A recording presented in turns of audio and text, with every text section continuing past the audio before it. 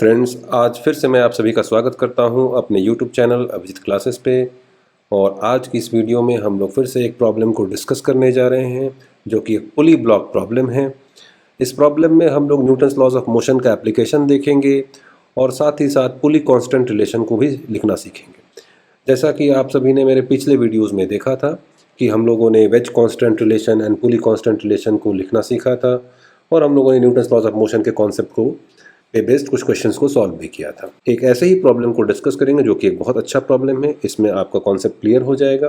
तो चलिए शुरू करते हैं दोस्तों। अगर आपने अभी तक मेरे चैनल को सब्सक्राइब नहीं किया है तो प्लीज़ मेरे चैनल को सब्सक्राइब करें ताकि आपको हर तरह के फिजिक्स से रिलेटेड वीडियोज़ आपको रेगुलरली मिल सके।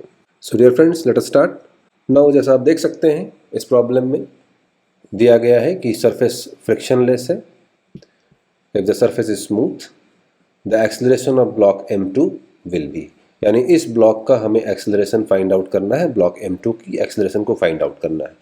इस क्वेश्चन में आपके पास 4 चॉइसेस हैं। Choice number A is m2g upon 4m1 plus m2। Choice B says that 2m2g upon 4m1 plus m2 is the acceleration. Choice C में दिया गया है m1g upon 4m1 plus m2 and choice D is 2m1g upon m1 plus m2। दोस्तों, आप इस problem को खुद से भी ट्राई कर सकते हैं, कोशिश कर सकते हैं कैसे सॉल्व करना है इसे, और मेरे दिए गए सॉल्यूशन के साथ आप उसे मैच कर सकते हैं। तो चलिए शुरू करते हैं। दोस्तों, जैसा आप देख सकते हैं, अगर इस सिस्टम को रिलीज़ किया जाए तो ब्लॉक M2 नीचे की ओर आएगी और ब्लॉक M1 राइट की ओर मूव करेगी। दोनों ब्लॉक्स की एक्सेलरेशन डिफरेंट होगी क्योंकि दोनों ब्लॉक्स अलग अलग रोप के थ्रू कनेक्टेड हैं पुली से। तो इस प्रॉब्लम को सॉल्व करने के लिए हम लोग फ्री बॉडी डायग्राम का सहारा लेंगे। ये देखेंगे कि किस ब्लॉक पे कितनी फोर्स लग रही है, मूवेबल पुली पे कितनी फोर्स लग रही है। मैंने आपको बताया था कि फ्री बॉडी डायग्राम आपको ड्रॉ करना है और उस फ्री बॉडी डायग्राम में आपको ये दिखाना है कि कौन कौन सी फोर्सेस एक्ट कर रही हैं। तो हमारे पास दो ब्लॉक्स हैं जो मूव कर रही हैं और हमारे पास एक मूवेबल पुली है। तो हम लोग इन तीनों बॉडीज़ की फ्री बॉडी डायग्राम को ड्रॉ करेंगे। पहले ये देखते हैं कि ये सिस्टम कैसे मूव करता है। तो मैंने एक एनिमेशन बनाया है आपके लिए, आप इसे देख सकते हैं। मैं फिर से आपको दिखाता हूं कि अगर ब्लॉक M2 नीचे आती है तो ब्लॉक M1 राइट की ओर मूव करती है और हमें ब्लॉक M2 की एक्सेलरेशन और ब्लॉक M2 की एक्सेलरेशन को फाइंड आउट करना है।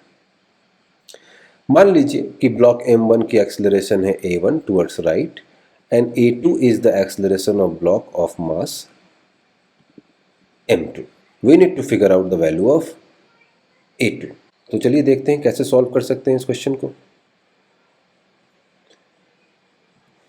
तो सबसे पहले हम लोग ब्लॉक M1 की फ्री बॉडी डायग्राम को ड्रॉ करेंगे।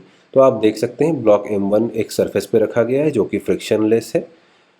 And so the forces acting on the block M1 are M1g vertically downward लगेगी एंड एक नॉर्मल फोर्स मिलेगा ब्लॉक M1 को जो कि एक कॉन्टैक्ट फोर्स है बिकॉज ब्लॉक M1 एक सरफेस के साथ कॉन्टैक्ट में। तीसरी जो फोर्स होगी वो होगी टेंशन फोर्स T1 जो कि स्ट्रिंग लगाएगा। Tension always pools a body. मैंने आपको बताया था टेंशन फोर्स हमेशा बॉडी को पुल करती है। तो टेंशन T1 राइट डायरेक्शन की ओर लगेगी ब्लॉक M1 पे। मान लीजिए कि ब्लॉक M1 की एक्सेलरेशन है A1। तो ब्लॉक M1 पे जो फोर्स लग रहा है राइट डायरेक्शन की तरफ यानी एक्सेलरेशन की डायरेक्शन में वो केवल टेंशन फोर्स T1 है। सो हम लोग लिख सकते हैं according to Newton second law जो कहती है कि net force equal to mass times acceleration.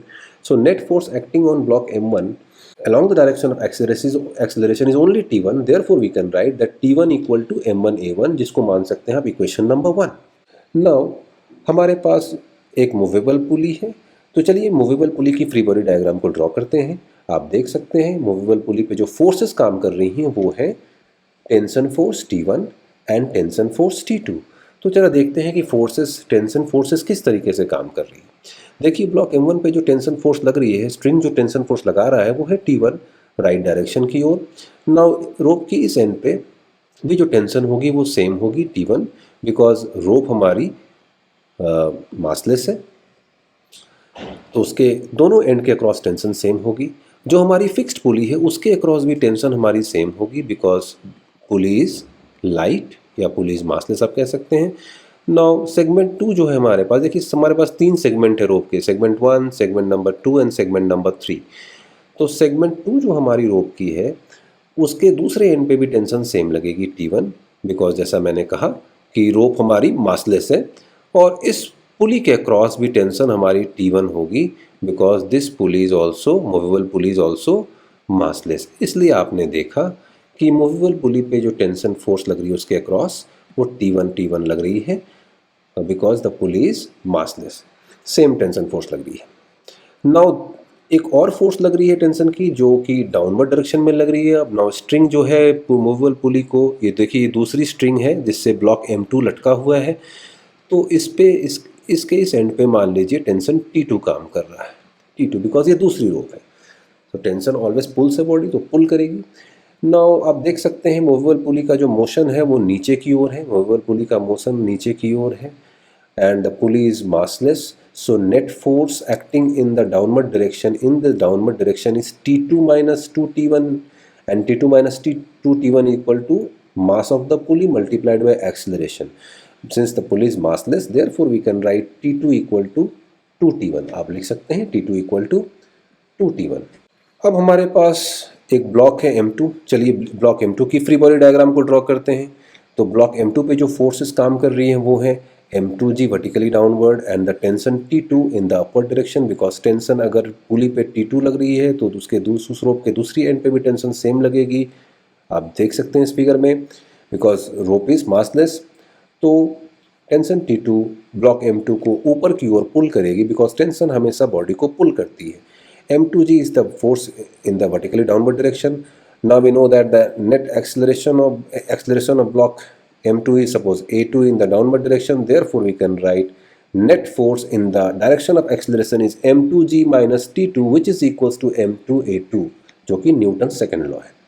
Now अगर इक्वेशन नंबर इस इक्वेशन में आप T2 की वैल्यू T1 के टर्म्स में पुट कर दें तो हमें एक इक्वेशन मिलेगा which is M2G minus 2T1 equal to M2A2, जिसको आप मान सकते हैं इक्वेशन नंबर 2।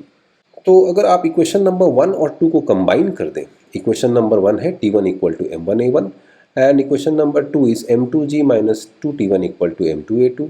तो अगर आप इक्वेशन नंबर 1 से T1 की वैल्यू इक्वेशन नंबर 2 में पुट कर दें तो हमें एक इक्वेशन मिलेगा which is M2G minus 2M1A1 equal to M2A2, or we can write M2G minus M2A2 equal to 2M1A1, which is suppose equation number 3। तो आप देख सकते हैं इक्वेशन 3 में हमारे पास दो अननोन्स हैं A2 A1, बट केवल इक्वेशन आपके पास एक है विच इज इक्वेशन नंबर 3। तो इसे सॉल्व करना मुश्किल है, आपके पास नंबर ऑफ अननोन्स ज़्यादा है, इक्वेशन कम है। तो ऐसे प्रॉब्लम में मैंने आपको बताया था आप पुली कांस्टेंट रिलेशन को लिख सकते हैं और वहाँ से आपको A1 और A2 के बीच रिलेशन मिल जाएगा, जिसकी मदद से आप एक्सेलरेशन को फाइंड आउट कर सकते हैं। तो दोस्तों चलिए हम लोग पुली कांस्टेंट रिलेशन को लिखने की कोशिश करते हैं।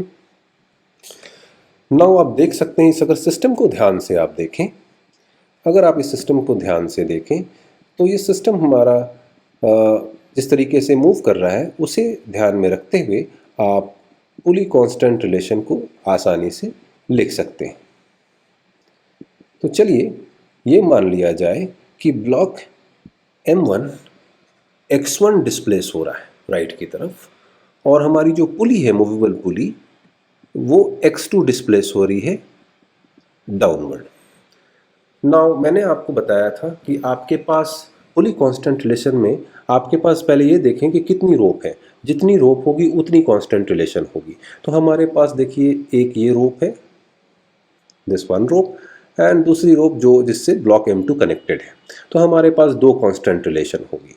तो चलिए पहली रोप जो है हमारे पास उसके लिए कांस्टेंट रिलेशन लिखते हैं। तो सबसे पहले आप देखें कि इस रोप में कितनी सेगमेंट है, सेगमेंट नंबर 1, ये दूसरा सेगमेंट सेगमेंट नंबर 2, और ये हमारा तीसरा सेगमेंट सेगमेंट नंबर 3। नाउ आपको पता है रोप है इनएक्सटेंसिबल, तो बॉडीज़ के मूवमेंट की वजह से चलिए ये पता लगाने की कोशिश करते हैं कि रोप की हर सेगमेंट में कितना चेंज आ रहा है।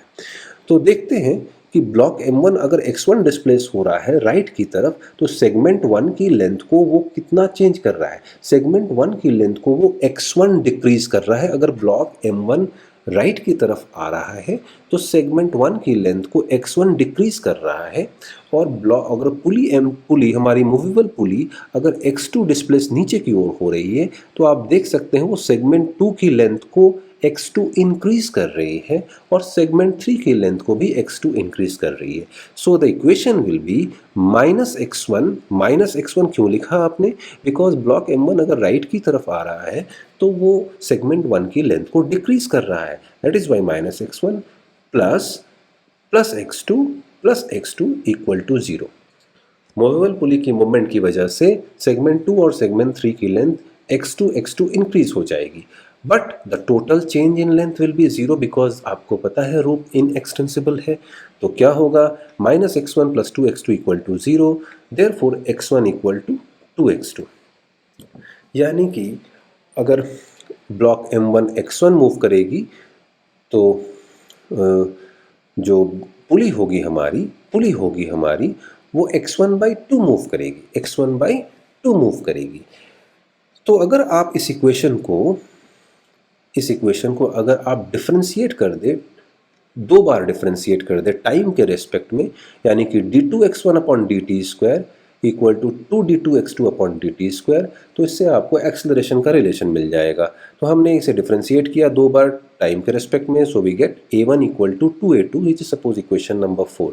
यानी ब्लॉक M1 की जो एक्सेलरेशन होगी वो ब्लॉक M2 की एक्सेलरेशन की डबल होगी, यानी a1 इक्वल टू 2a2। अब हमने ऐसा क्यों लिखा?